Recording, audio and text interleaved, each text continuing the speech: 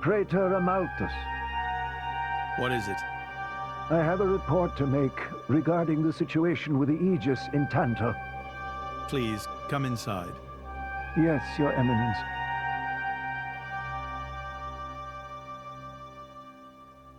So, Jin finally has his hands on the Aegis. It seems the boy wasn't good for much after all. Unless he can find what is lost. Your Eminence? Hector, Yes? prepare the ceremony. At once, Praetor.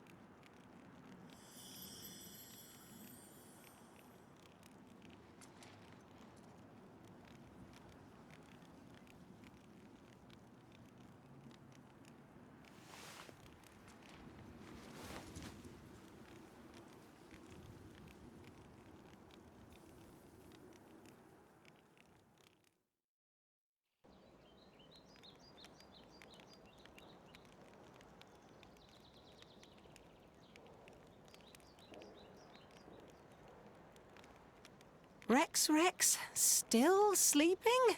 It 2 days now. His injuries were quite severe. The worst is over, but his body needs time to recover. He'd better get well soon, or...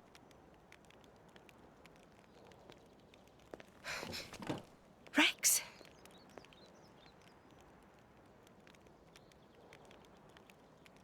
What's that? I'm leaving. But where will you go? Good question. Can't live on Gramps anymore. Maybe I'll head for Argentum. Rex, you... What the hell are you talking about, Argentum? What about Pyra? Do you know how desperate the situation is? Or have you finally lost it, you idiot? I know, okay? It's just... Just what? I'm done. Done? When I became the driver of the Aegis, her driver, I felt like I could do anything. But I was just kidding myself. All I've managed to do is hurt her. Again and again. So, I'm done. Oh, for crying out loud, Rex! She got herself caught to save you! I know. So what? So what? Those guys are way out of my league. I can't beat them. It's hopeless. I understand that now. She'll be safe with them. They're not going to hurt her like I do. So, I'm leaving.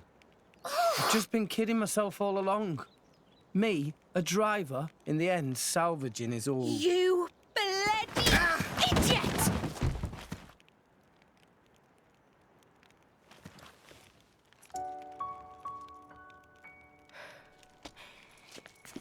Hurts, yeah? But that pain's nothing compared to what Pyra must be feeling right now. She went with those bastards knowing full well how much it would hurt. For our sake, not hers. I get it, I know. But what do you want me to do? I couldn't even slow him down. Even the Artifice's attack couldn't touch him. What chance do I have against a guy like that? The more I fight, the more Pyra gets hurt. She'll be better off without me by her side. Ugh! Do you actually mean that? Do you not have the slightest idea how it felt for her to leave you? With me here, he'll suffer even more, lose even more. So maybe Rex is better off without me. Rex and the whole world, they don't need me. That's just how it feels. Pyra thought you'd be better off if she was dead. Did you know that? She is planning to sacrifice herself to defeat them. Huh? You drove her to this, but here you are, giving up! You said you'd get Pyra to Elysium, didn't you? You'll eat your words just like that? Hey, Mum, Dad, it's been a while. A ton happened, you know? I became a driver. And this girl is Pyra, my new partner. I know you'd love her.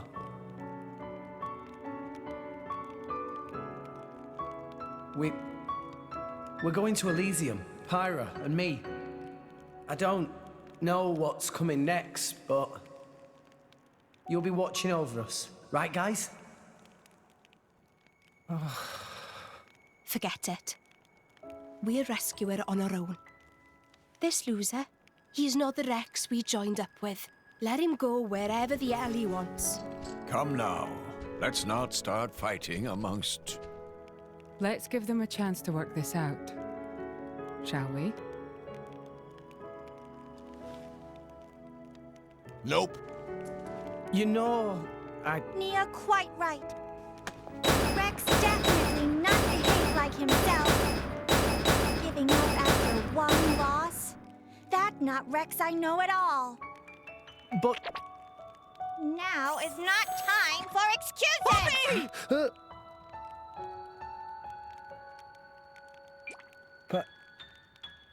Poppy? Poppy is hurt to see Rex like this. Poppy and Master Pun are not real Blade and Driver. So Poppy and Master Pun looked up to Rex lots. Rex worked very, very hard to get this far. When Rex tries hard, Poppy and Master Pun try hard. Rex like bullseye we aim for. Without Rex, we not know which way to go. So please, Rex cannot give up and stop here. Poppy.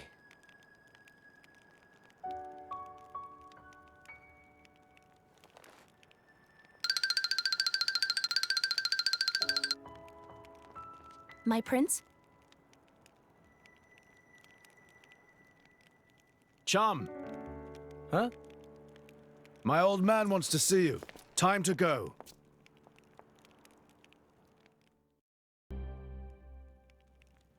Are you all right to be up and about? Yeah. I'm all healed up. Sincere apologies. If I hadn't attempted to destroy the Aegis, they would never have... If you'd done nothing, they'd have come for her anyway. You're not to blame, Your Majesty. It's... my fault.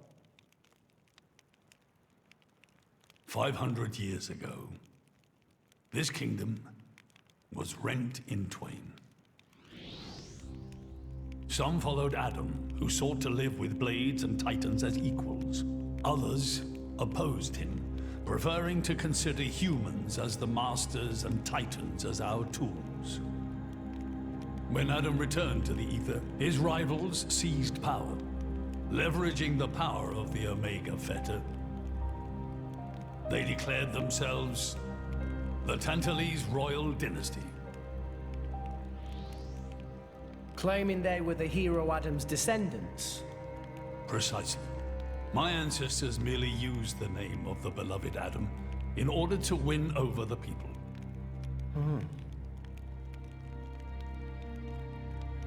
Before long, we resolved to protect ourselves from meddlesome foreigners by descending deep into the Cloud Sea.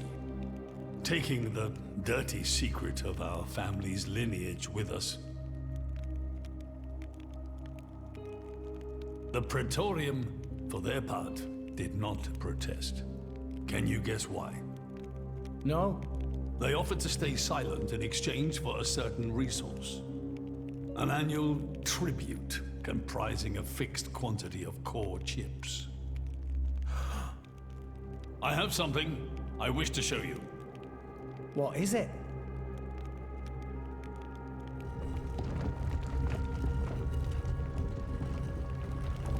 What is this? This is Gembu's ether flow. The Titan draws in the fabric of the Cloud Sea and uses it as a source of energy.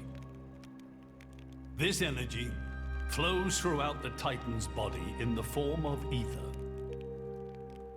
Refining and crystallizing this ether creates core chips. This process is what you see before you. So, in other words, you're siphoning away a portion of the Titan's energy. Our cold climate and poor harvests, they are the unfortunate side effects of this process. I think I'm beginning to understand. Core chips are vital to every nation's military and energy policies. The Praetorium desired this power. How come? Allrest at the time was in crisis. But for the Praetorium, it was a precious chance to expand their sphere of influence. So they missiled in. As a result, Tantal fell into a chronic energy shortage. Then, well, you saw for yourselves. Near frozen Earth, failing crops, the Tantalese people are forced to live in abject poverty. So why not just leave the Cloud Sea? Genbu can move, right? Just go somewhere warmer. They fear contact with other nations. Too afraid it might expose the truth behind the legends they spun about Adam. That would explain their isolationism. Indeed. That was 5 centuries ago. Now the Aegis has awakened. The Praetorium is demanding we hand over the Omega Fetter. They are threatening to reveal our secret if we do not acquiesce. Indollar? Threatening you? I get it now. That's what was in that letter. Enough was enough. I couldn't stand by and let the Tantalese people suffer any longer. Therefore, I made a decision. And that's why you... Yes. I knew there was a chance that the Praetorium would use the Aegis against us. But if I could neutralize her power, perhaps we would stand a chance of opposing them. And perhaps by saving my people from poverty, I could absolve the sins of my forefathers. You didn't think about using the Aegis's power yourself? Wielding such power is beyond my means. I am under no illusions. However, does the same apply to you? I felt something. When I looked in your eyes, I knew. Perhaps you are the one to whom we can entrust the Aegis's power. Father. In the end, it seems I only managed to make things worse. I can blame nothing but my own judgment.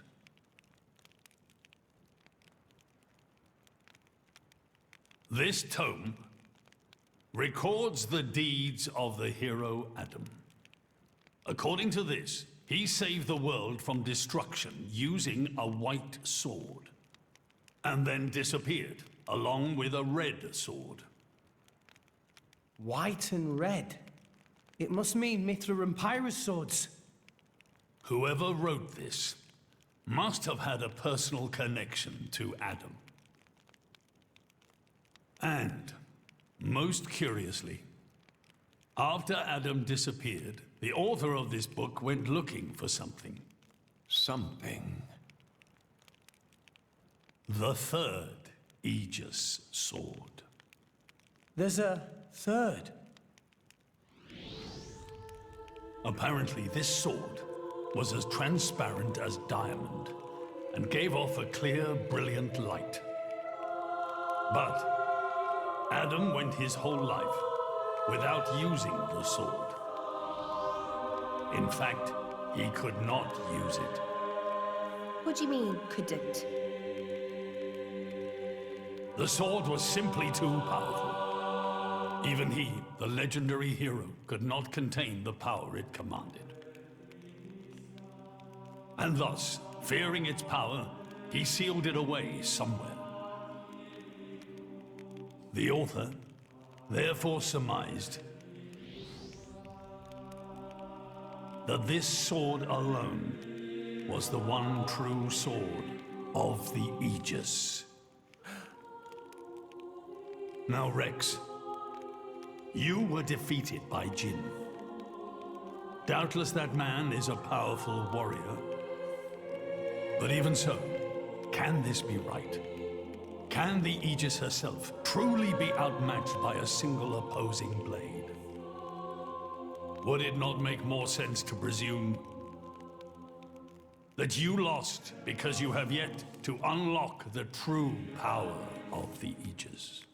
You mean I'm the one who's been holding them back?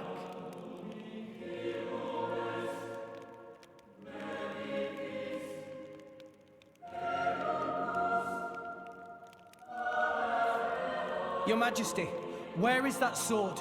We have to find it somehow. We have to find that sword and rescue Pyro and Mithra. Regrettably, the book does not specify the sword's location. But there must be. However, reading between the lines, it seems the author suspected that the sword lies somewhere in Letheria. It's not much, but that's where I would begin the search. In Letheria. Are you ready? Huh? Are you ready to do what it takes to be their true driver? Gramps? Well, are you, Rex? Yes! Of course! I'm going to be the driver that Pyra and Mithra deserve. And then, I'm gonna take them to Elysium. Then come with me. I'll show you the way.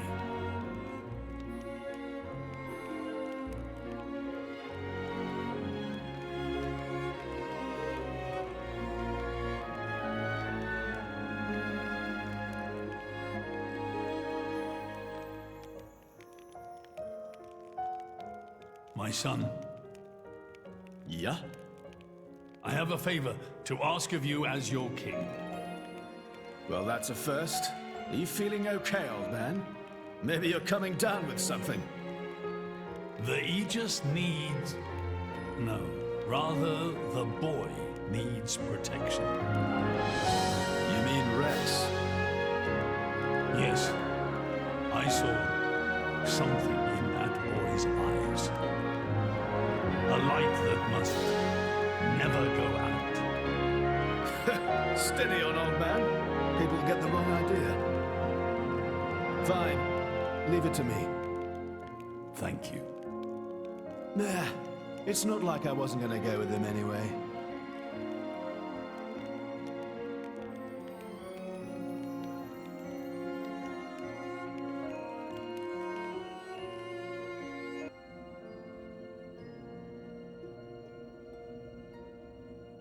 You really can't judge a book by its cover. Who'd have thought that sweet-looking girl would threaten to destroy herself? Didn't she realize taking her own life would mean the boy died too? Oh, she knew exactly what she was doing. The whole thing was a bluff then? No, not at all. The reason she gave her core crystal to the boy was to replace his heart after Jin put paid to it. An Aegis core encodes the blueprints for all life.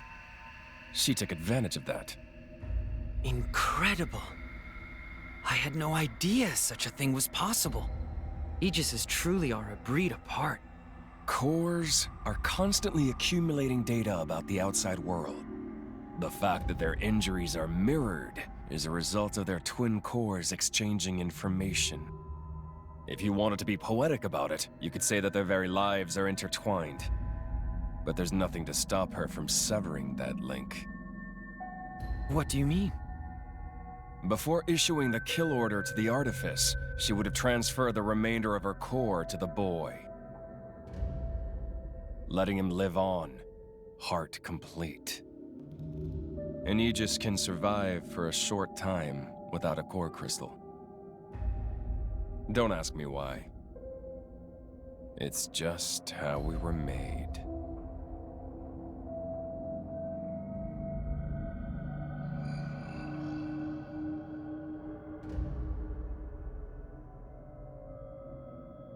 So that's the reason Jin agreed to her terms. He couldn't care less about the boy. But he wasn't about to lose this one. Simple as that.